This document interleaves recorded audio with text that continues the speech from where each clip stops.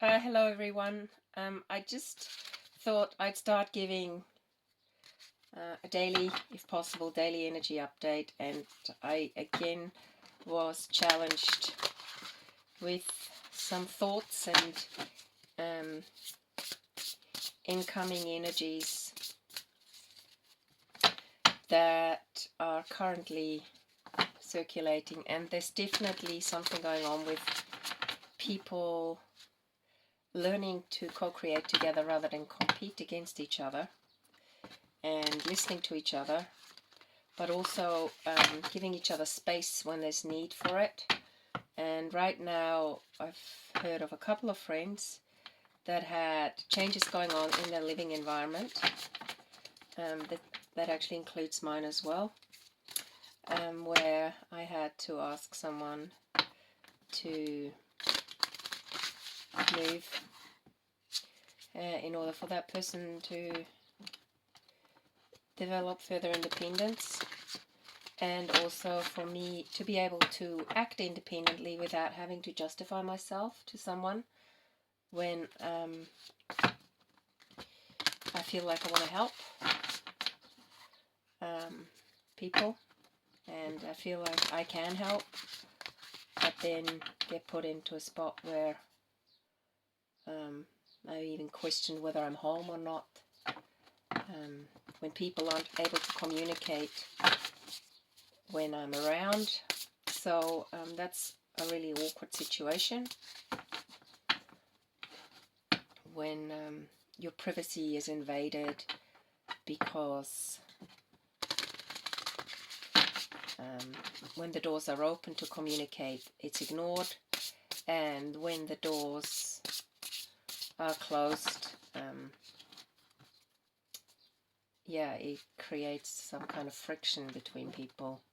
So communication is really important at the moment, and also a sense of patience, the way we balance ourselves, so that we don't get thrown off in challenging moments, and that we maintain our vision of what life should be about, and the beauty of it, and the joy of it, and the fun of it, and that open-mindedness is asked for. And I guess we all have our set ways of doing certain things, or also we clam up when we are overwhelmed emotionally, and even though we might express what we're not happy about, when it's not being heard, we sort of tend to, like a hermit crab, go into our shells a bit. So this is a general reading, and I'm going to choose one of the Crystal Spirit Oracle cards by Colette Baron Reid. So let's see what's up with her. Oh, we've got the same spirit card again from yesterday. The Spirit Quartz. I can't believe it. I cannot believe it. So this energy is definitely strong. It has to do with love. It has to do with community being part of that love that we share, and get love back. So I'm just going to read you. It's got to do with connecting to community, universal love, harmony, and cooperation. And just as I was meditating before, again I got this sense that many of us prefer to cooperate in harmony, by tapping into the universal love and sharing it with the community, but there's still that kind of sense around where people still think they have to look out for number one, rather than the sense that we co-create together rather than compete to get against each other. And that spirit has to spread more, and the fact that we're not separate is shown, unfortunately, or maybe in some ways to provoke our consciousness that the virus, it just doesn't know any borders. The coronavirus just infiltrates wherever it infiltrates, and building these artificial borders around countries or even around neighborhoods or around, you know, even within our houses. Sometimes we build these artificial borders, that there has to be a respect, that we give each other space so that we can co-create in a constructive manner. But there's also this sense that we're in the same soup, we're in the soup together, okay? So what I'm going to read to you now is the relationship message here. So, and it does actually say again, like yesterday, that love comes in different forms, and reminds us that romantic love is just one form of love that the conscious universe has for us. In connecting to community, we remember the abundance of love and its power to heal and change us and our vibration, and also a signal to the universe from your head to your toes and from your body to your soul that you are ready for a healthy romantic partnership. So maybe there is something coming along, and maybe that is why people are moving out or moving in, or to create an environment that is harmonious. And in that sense, when we're in harmony with ourselves, we truly do attract love. Okay, so I'm going to again focus in on the Moon Oracle cards, the Queen of the Moon Oracle cards, and just take out 5 cards to just see where we are energetically. I also get the sense that people of various age groups are going to come together.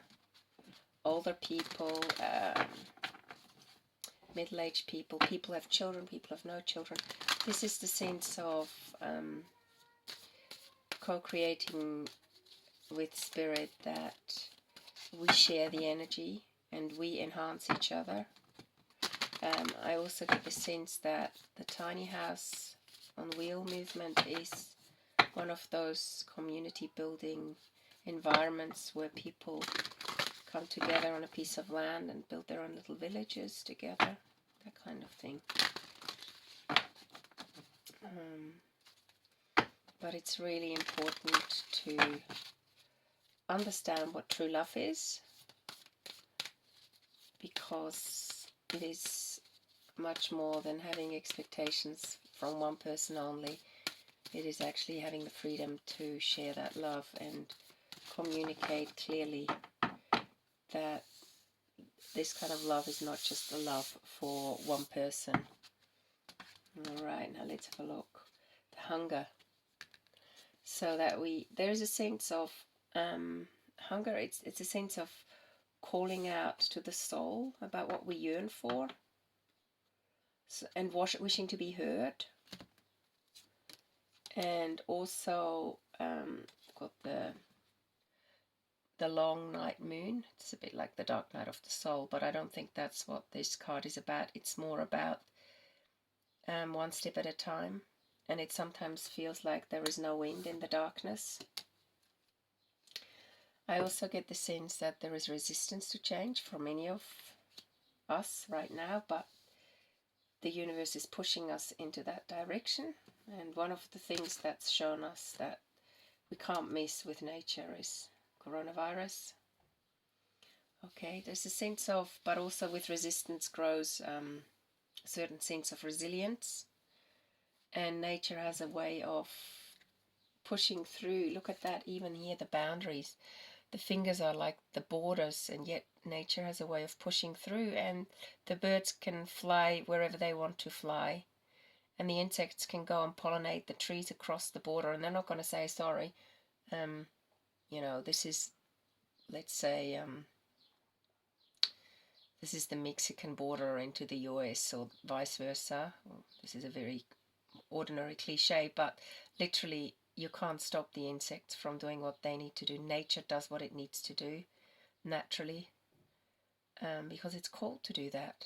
And I think we are like that as well. We naturally want to call out to each other and be together with the people that we love and be together with communities that are in resonance with us. And the indigenous cultures teach us that all the time. They work together, they support each other, you know, they move together. I've watched this tribe, I think it was actually it was a Tibetan tribe, I'm pretty sure it was, where they built their tent and then they move on and they have their animals and they move on with the animals, and the animal hides are sewn together to make the tent covering, and the children are there, and they're kind of a nomadic culture, and they go with the seasons. And it's the same thing with us. There are seasons to our lives, and we need to follow that path. Here's the path card. We literally need to follow the path of the seasons and the rhythms in our own nature, and in order to ascend.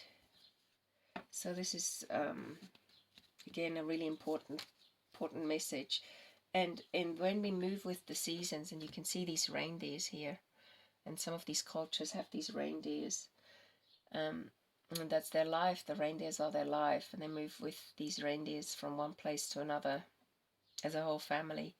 And when we move with the seasons, we are guaranteed to tap into abundance, because wherever you go there is a rhythm.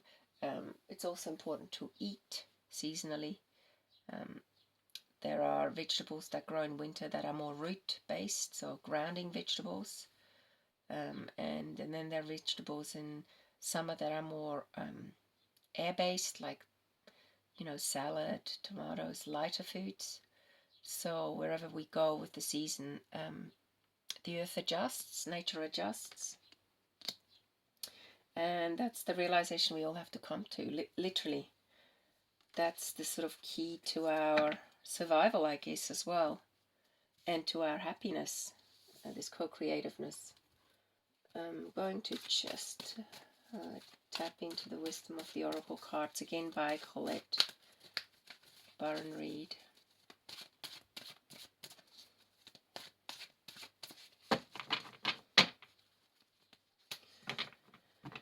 And see where we are up with. I'm just gonna get a little bit more clarity on the resistance card, which I also think is the resilience card, but at the same time somewhere we've got to open our palms a bit more. And yet when there is resistance, our roots grow deeper and stronger. So some form of resistance is going on, but at the same time, as much as there is disruption, there is also a coming together of like-minded souls, of like-minded people, working in spirit. Look at this. Elephants also live in community, and the older elephants will always look after the younger ones, and they in turn, the aunties, will look after the babies, and living by example. So the older one will lead the way as they move through the seasons as a herd. Very much communal animals, and they move where there's water, where there's food. So this is what we can learn from animals if we don't destroy the environment and take advantage of it as if we are the ones who are God.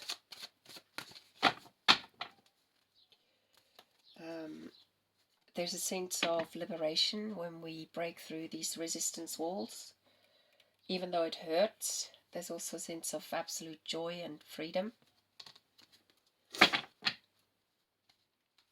And there's no place like home when you're with the right people. And also, I think there's nothing sadder than coming home to a place when you're living with people you're not comfortable with, or when people resist in opening up and in some ways demand to be heard, but resist in communicating and wanting someone to change so that they are being comfortable And sometimes discomfort is not a bad thing if you can communicate afterwards. But if you resist communication and use that as a form to manipulate another person to do what you want them to do, that's where that's not a home. Okay, that's not home. So home is the most important and sacred thing for anyone, and that's what we want to build. No place like home. I also want to just tune into the Spirit of Animal Oracle card. What's going on for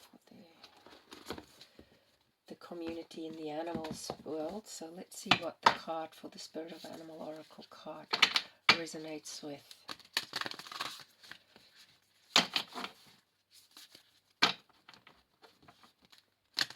I will, I've just done the water signs yesterday, and I will do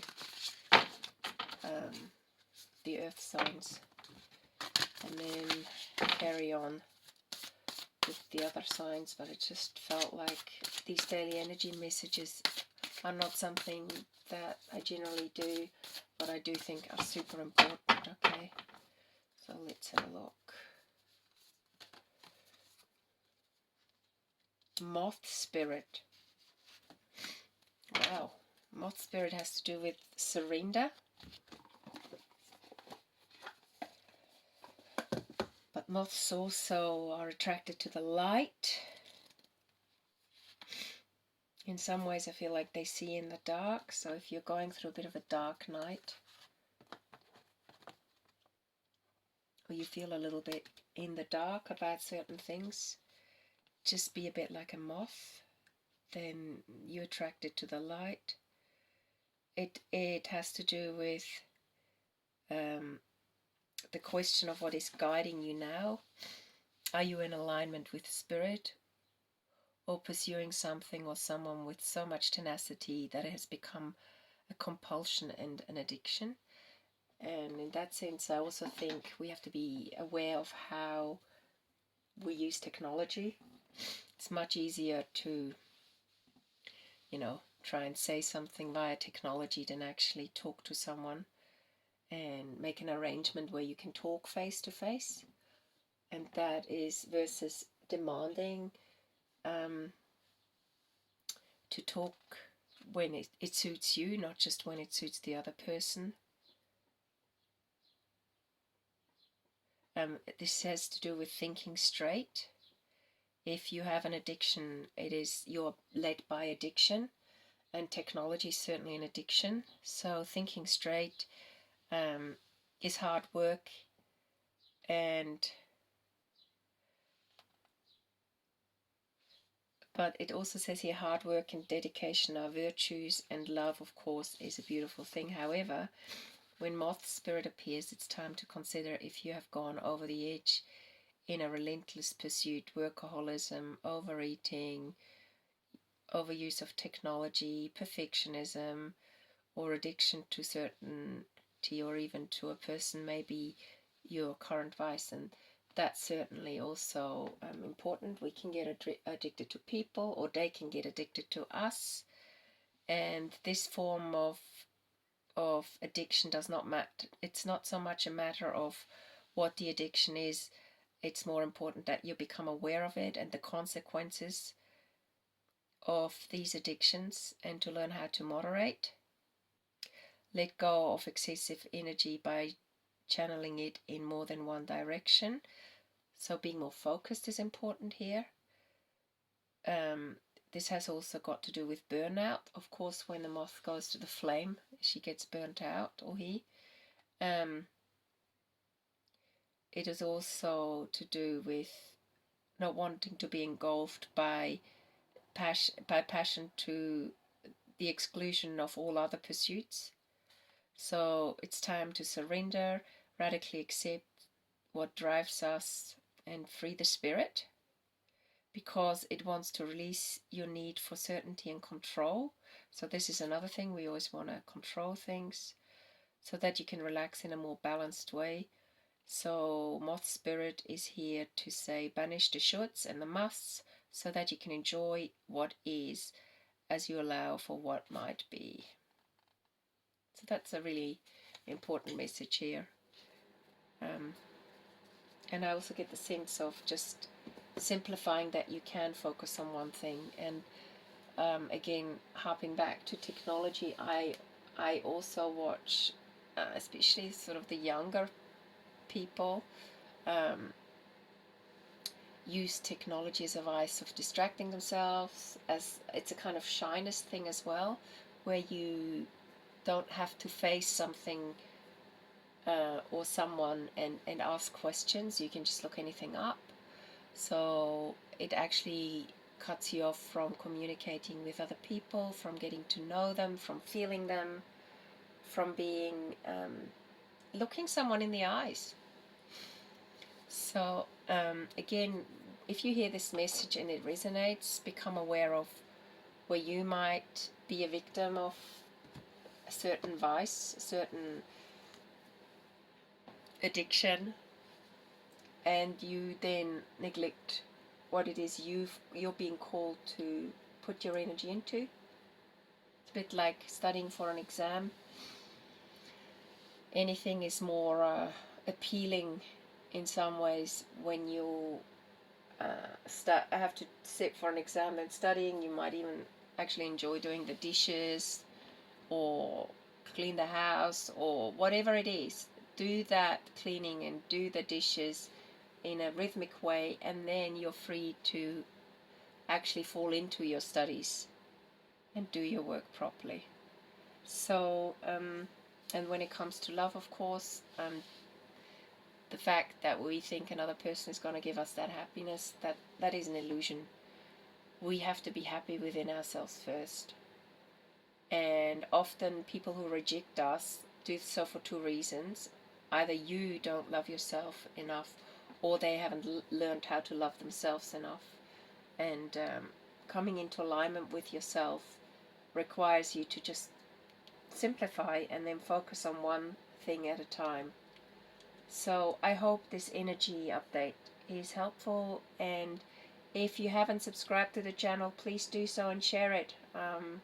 And I look forward to giving you another energy reading soon. Bye for now.